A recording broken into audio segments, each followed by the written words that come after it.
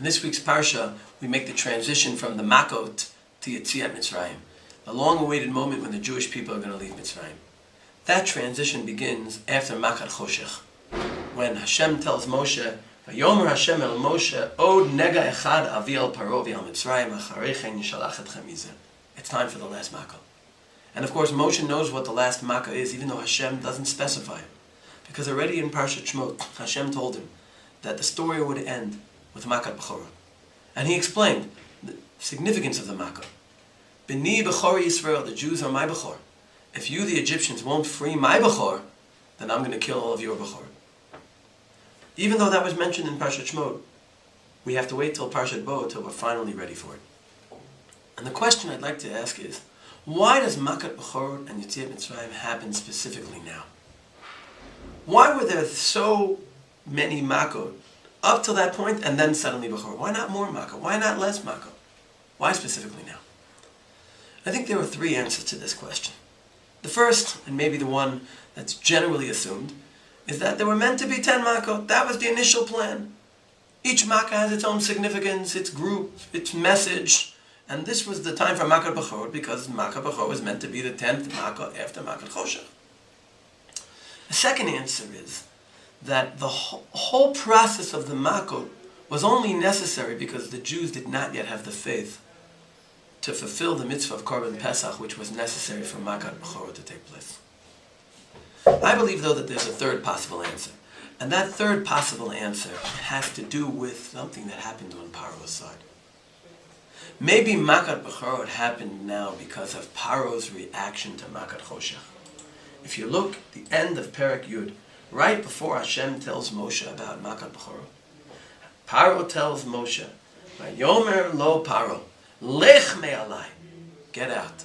Hishomer lecha, be careful, al tosef re'ot panai, don't come to see me again. Ki biyom re'otcha fanai tamut, because on the day you see my face again, you will die."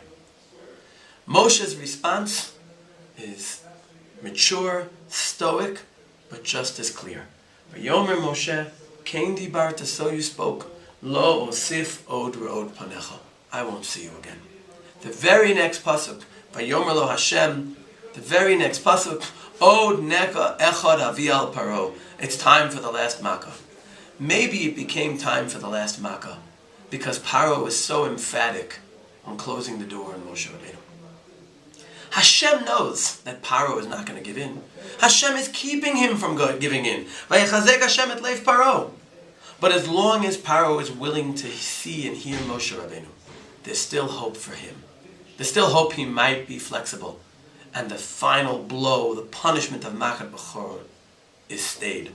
When Paro closes the door on Moshe, he closes the door on his own potential for change. And that's when Makat Bechorot arrives. And we see this throughout the Nevi'im. Melachim, kings who are recalcitrant, who refuse to listen to the Nevi'im. The biggest punishments arrive when the Melech refuses to listen, to hear, to give an audience to the Navi. You're not interested in hearing, there's nothing more to speak to you about. Makat Bechorot. The lesson here is obvious. We all have problems in our lives. We all make mistakes. And unfortunately, the Musar we should be internalizing and the people whose messages we should be living by, we don't always internalize and heed properly. But as long as the door is open to listening, to hearing, to reflection, Hashem continues to communicate with us in the hope that we'll listen, and He gives us chance after chance. When we refuse to give entree to those who want to teach us the right direction, that's when we endanger ourselves. We leave ourselves open to the worst Makot, to the final blows.